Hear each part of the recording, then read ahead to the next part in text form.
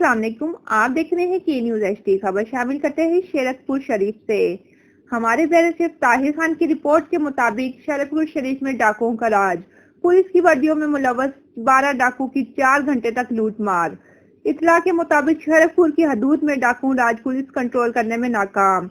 गांव सामोला में 12 डाकू पुलिस की वर्दियों में मुलव्वस 4 घंटे तक लूट मार करते रहे। जदीद असला और क्लैशनकोफों और ताले तोड़ने के आलात से लैस होकर बड़ी तसल्ली के साथ 4 घरों को लूटा। हत्या के कानों और हाथों से तलाई जेवरात भी उतार के ले गए, जिसकी मालियत नकद और तलाई जेवरात मिलाकर 30 लाख ले उड़े। पुलिस ने जाए कार्रवाई के गांव में खोजी भेज दिया, इससे तहकीकात करवाने का मशवरा दे दिया। इस पर अहले इलाका ने शदीद एहतजाज किया और नारेबाजी की। यहाँ हम आपको बताते चले कि शेरतपुर में डकैत गैंग अरसा दराज से सरगर्म है।